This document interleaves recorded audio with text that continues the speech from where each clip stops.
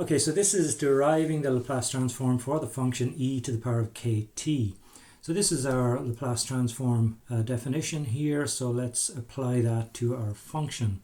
So what we want to do is find the Laplace transform of e to the power of kt. So let's put it into our Laplace transform here. So we've got 0 to infinity, the integral from 0 to infinity of e to the power of minus st times e to the power of kt, and that's all with respect to t. So let's see, we've got the integral from 0 to infinity. We have the bases are the same here, e, so we have to just add these powers. So we end up with e to the power of, let's put the kt first, minus st, and that's all with respect to t. Okay, so the next thing I'm going to do is just factorize out that t. So we have the integral from 0 to infinity of e to the power of k minus s times t dt. Okay, so let's do this integral now. So we want to integrate e to the power of k minus s times t with respect to t.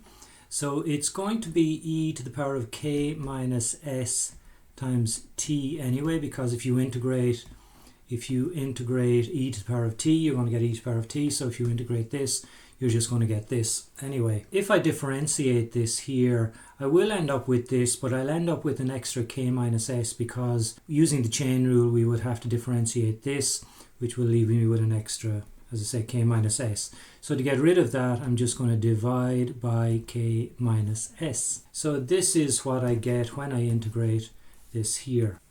So let's apply our limits. So that's going to be equal to, first thing I'm going to do is put in infinity here if you like, or really what I'm doing is finding the limit of this function as t approaches infinity. Now in this particular case we are going to find the Laplace transform of e to the power of kt. However, we're going to find the Laplace transform using the condition that k will be less than s. K will be less than s.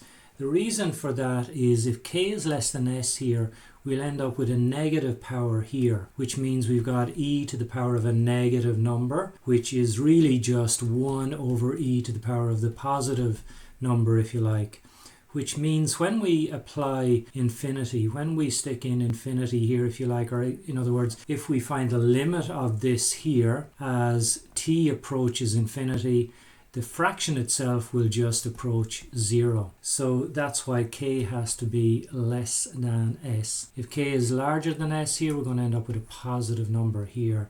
So what will happen when we find the limit of this function here, if k was bigger than s, this would simply just diverge, and that would mean that there's no limit, or the Laplace transform is just simply not defined. So k has to be, in other words, less than s. So when that happens, what we get is 0 here when we apply infinity, or when we find the limit of this as t approaches infinity, minus, let's stick in 0 here now, so we're going to put 0 in here, which means we end up with e to the power of 0, which is 1, which means we end up with 1 over k minus s here. Okay, so our answer really, the Laplace transform of e to the power of kt is just going to be this thing here. However, what I'm going to do here, just to tidy it up a little bit, is multiply the top and the bottom of this fraction by minus 1, because we've got minus 1 over this thing here, if you like. So multiply the top by minus 1, you'll get 1. Multiply the bottom by minus 1, you'll just get s minus k. And remember, this is for